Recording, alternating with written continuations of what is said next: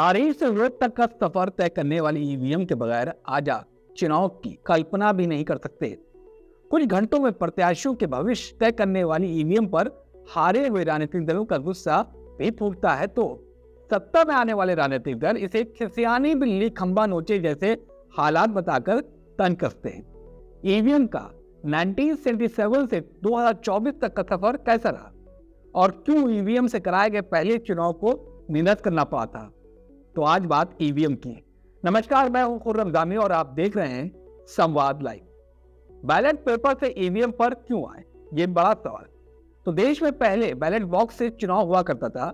ये एक लंबी प्रक्रिया होती थी और वोटों को गिनने में काफी वक्त लगता था, लिहाजा इसका विकल्प तलाशा जाने लगा। ईवीएम यानी इलेक्ट्रॉनिक वोटिंग मशीन पर यह तलाश खत्म हुई।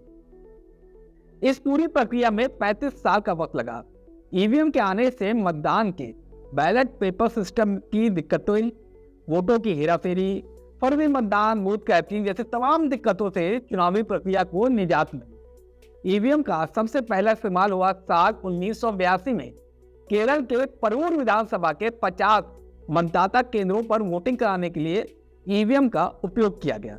लेकिन इस मशीन के इस्तेमाल को लेकर कोई कानून न होने की वजह से सुप्रीम कोर्ट ने उस चुनाव को सिरे से खारिज कर दिया। इसके बाद ईवीएम मशीन के इस्तेमाल पर चुनावों में रोक लग गई। फिर साल 1989 में संसद ने लोक प्रतिनिधित्व अधिनियम 1951 में संशोधन किया और चुनावों में ईवीएम के इस्तेमाल का प्रावधान किया गया। 1977 मुख्य चुनाव आयुक्त SL शंकर ने ईवीएम के बारे में बात की। 1981 ECL और BEL ने ईवीएम तैयार की। 1982-83 केरल के परवूर विधानसभा क्षेत्र के 50 मतदाता केंद्र में पहली बार ईवीएम का हुआ था इस्तेमाल। 8 राज्यों और एक केंद्र शासित प्रदेश के 11 विधानसभा क्षेत्रों में भी ईवीएम से वोटिंग कराई गई। यहाँ ये याद रखिए, जो केरल में ईवीएम के जरिए वोटिंग कराई गई थी उसको सुप्रीम कोर्ट ने खारिज कर दिया था, क्योंकि वो उसके लिए कोई नियम नहीं था। उसके बाद बाकी प्रक्रिया शुरू हुई। तो 1984 सुप्रीम कोर्ट ने ईवीएम के इस्तेमाल पर लगाई रोक। बिना कानून के संशोधन होने तक इसका इस्तेमाल नहीं किया जा सकता। 1988 RP अधिनियम में संशोधन किया और 15 मार्च 1989 से ईवीएम के इस्तेमाल को वैध किया गया। 2018 सुप्रीम कोर्ट ने बैलेट पेपर से चुनाव कराने की मांग को खारिज कर दिया। लेकिन इसके बाद भी ईवीएम पर लगातार विवाद होता रहा। पहला इसके खिलाफ जो आवाज उठी वो सोचे किसकी थी। 2009 के लोकसभा चुनाव में पहली बार ईवीएम मशीन पर सवाल खड़े किए। जरा सोचिए वो कौन थे। वो थे भाजपा के प्रत्याशी लाल कृष्ण आडवाणी और तत्कालीन जनता पार्टी के अध्यक्ष सुब्रमण्यम स्वामी। उन्होंने ईवीएम के जरिए चुनाव में धांधली के आरोप लगाए थे। तो अगले साल यानी 2010 में बीजेपी नेता TVL नरसिम्हा राव ने भी मशीन बना से सवाल खड़े किए, बल्कि पूरी किताब भी लिखी जिसका नाम है democracy at risk, can we trust our electronic voting machine, यानी लोकतंत्र खतरे में है, क्या हम अपनी इलेक्ट्रॉनिक वोटिंग मशीन पर भरोसा कर सकते हैं। ईवीएम के इस विरोध पर लिखी गई किताब में लाल कृष्ण आडवाणी ने प्रस्तावना लिखी थी और आंध्र प्रदेश के तत्कालीन मुख्यमंत्री N चंद्रबाबू नायडू का संदेश भी लिखा गया था। इस दौरान सुब्रमण्यम स्वामी सुप्रीम कोर्ट तक भी गए। ईवीएम पर उठे सवाल पर सुप्रीम कोर्ट ने वीवीपैट के उपयोग का भी निर्देश दिया, यानी कि वीवीपैट इंट्रोड्यूस होता है। अब बात करते हैं मार्च 2017 में 5 राज्यों के विधानसभा चुनाव के बाद, यानी 10 अप्रैल 2017 को 13 पॉलिटिकल पार्टीज चुनाव आयोग गई और ईवीएम पर सवाल उठाए। हालांकि ये चलन अभी भी जारी है। कई पॉलिटिकल पार्टी और उनके नेता ईवीएम मशीन की जगह बैलेट पेपर से चुनाव कराने की मांग कर रहे हैं। चुनाव आयोग ने कहा है कि देश के कई हाईकोर्ट ने भी ईवीएम को भरोसेमंद नहीं माना है। साथ ही ईवीएम के पक्ष में हाई कोर्टों द्वारा दिए गए कुछ फैसलों को जब सुप्रीम कोर्ट में चुनौती दी गई, तब सुप्रीम कोर्ट ने उन अपीलों को खारिज कर दिया। ईवीएम में कौन सा कैंडिडेट का नाम किस नंबर पर रखा जाएगा, इसको लेकर तमाम तरीके की बातें हैं, लेकिन हम बताएंगे नियम क्या है, इसका पैमाना होता क्या है। अलग अलग स्टेट्स के लिए ये पैमाना अलग अलग होता है।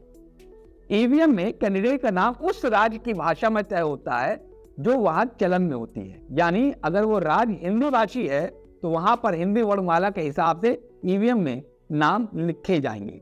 तो असम में ये पैमाना वहां की भाषा से तय होगा, यानी कि जो वोटर्स है वो इत्मीनान से अपने प्रत्याशियों के नाम पढ़ सकते हैं। और इन द केस वहाँ कोई ऐसा वोटर होता है जो वहाँ जो भाषा प्रचलित है उसमें बहुत ज़्यादा निपुण नहीं होता, तो वो सिंबल को तलाशता है, उसके जरिए वो वोट करता है।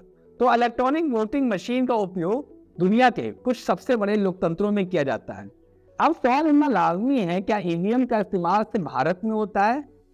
तो हम बता दें कि कुछ ऐसे भी मुल्क हैं इस दुनिया में जहां पर जो वोटिंग होती है वो ईवीएम के जरिए होती है, यानी कि चुनाव को ईवीएम के जरिए किया जाता है। जैसे कि बेल्जियम है, एस्टोनिया, वेनेजुला, यूएई, ये वो मुल्क हैं जहां पर होता है ईवीएम के जरिए चुनाव। जॉर्डन भी एक ऐसा मुल्क है, मालदीव जो खासा सुर्खियों में है अभी एक ट्वीट की वजह से, वो भी है। नामीबिया बात कर लीजिए, मिस्र जहाँ पिरामिड है वो भी है। हमारा पड़ोसी भूटान हो गया है, नेपाल जो बगल में है, फिर ब्राज़ील है, फिलीपींस है। ये सब वो मुल्क हैं जहाँ पर ईवीएम के जरिए चुनाव होता है। लेकिन कुछ देश हैं जहाँ ईवीएम का इस्तेमाल बिल्कुल भी नहीं होता है। लोकतंत्र की जननी कौन सा मुल्क माना जाता है? इंग्लैंड। जी हाँ, इंग्लैंड को लोकतंत्र की जननी माना जाता है, लेकिन वहाँ पर ईवीएम का प्रयोग चुनाव में नहीं होता है। वैसे फ्रांस है, जर्मनी है, नीदरलैंड है, अमेरिका है, यहाँ पर जो चुनाव होता है वो होता है बैलेट पेपर के जरिए। अब नीदरलैंड, इटली की बात कर लें तो वहाँ पर ईवीएम पर बैन लगा दिया गया है, जबकि जर्मनी या इंग्लैंड और फ्रांस की बात करें तो यहाँ कभी भी ईवीएम का इस्तेमाल ही नहीं हुआ। हालांकि इसमें विचार जरूर हुआ, लेकिन कभी इस्तेमाल नहीं हुआ। तो वही अमेरिका, देश के कई राज्यों में बिना पेपर ट्रेल वाली ईवीएम पर बैन है। नीदरलैंड की बात करें तो साल 2006 में ईवीएम पर बैन लगा दिया गया था, तो 2009 में रिपब्लिक ऑफ आयरलैंड ने ईवीएम के इस्तेमाल पर रोक लगा दी। इसके बाद इटली ने भी इस पर रोक लगा दी। मार्च 2009 में सुप्रीम कोर्ट ऑफ जर्मनी ने ईवीएम के जरिए वोटिंग को अवैध करार दिया था। तो जो जीता वो सिकंदर ईवीएम के विरोध हारने वाले करते हैं, जो जीतता है वो ईवीएम के पक्ष में खड़ा होता है। जैसे कि भाजपा ने सबसे पहले विरोध किया, लेकिन जब उनकी सरकार बनने लगी तो उन्होंने खामोशी अख्तियार कर ली, जबकि जो राजनीतिक दल हारते गए, जैसे कांग्रेस है, समाजवादी पार्टी है, बहुजन समाज पार्टी है, उसने कहा कि नहीं, बैलेट पेपर से कराइए। लेकिन ये विवाद अपनी जगह है, जब चुनाव आए तो आप जरूर वोट करें और सोच समझ कर करें, क्योंकि आपका वोट आपकी जिम्मेदारी ही नहीं, आपकी ताकत भी है। तो ये थी पूरी ईवीएम की राम कहानी। कैसे शुरू हुआ, विवाद उठा, किसने किसने विवाद किया, किन मुल्कों में इस्तेमाल होता है, कहा नहीं।